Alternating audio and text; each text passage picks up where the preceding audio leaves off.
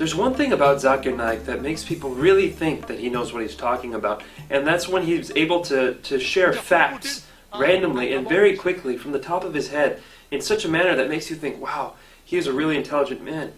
But a friend of mine sat down and went through a 5-minute talk of his once, and in that 5 minutes he was able to make over 25 mistakes. Charles Darwin went on an island by the name of Calotropis. There is no such island as the Calotropis Islands anywhere. It was actually the Galapagos Islands that Darwin visited, where he found finches. And there he found birds pecking at niches. These finches do not peck at niches, as Naik says. They lived in separate ecological niches. Depending upon the ecological niches they pecked, the beak kept on becoming long and short. The differences Darwin observed between these finches were far more than simply beak length. They included differences in color, size, mating behavior, songs, and preferred food. This observation was made in the same species, not in different species. Darwin's observations of varying beaks were made on 14 different species of finches, not just one, as Dr. Naik claims.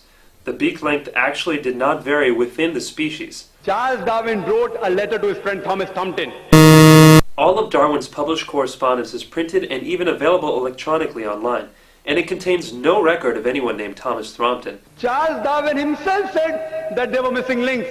He didn't agree with it. Darwin admitted that there were missing links, but that does not mean he disagreed with his own theory. He simply predicted where the missing links would be found. The reason is because that if you analyze the church was against science previously. The church was never against science. Almost all the great European scientists of Galileo's time, including Galileo, were devout Christians. People like Newton, Copernicus, Kepler, Boyle, Linnaeus, Pascal were all committed believers in the Bible. And you know the incidents that they sentenced Galileo to death. Galileo, a devout Catholic, was never sentenced to death. He was sentenced to life imprisonment on June 22, 1633, and then that sentence was commuted to house arrest. He died more than 8 years later on the evening of January 8, 1642, of old age. Galileo believed that his theories fit with the Bible, and he wrote a book arguing this based on early interpretations of Christians like Augustine. Naik goes on to make the same false statement 2 more times, but let's only count it as one factual error. So all the scientists, most of them, they support the theory because it went against the Bible, not because it was true. Actually, most scientists did not support Darwin's theory for many years, and most of these same scientists revered the Bible. Basically, this account by Dr. Naik is a total fabrication. All the sages, Lucy, there were 4 hominids. Everything Dr. Naik says here is wrong.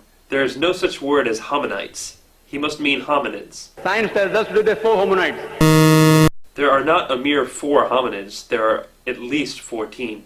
First is Lucy, along with its guide Australopithecus. There is no such hominid as Dasnopithecus.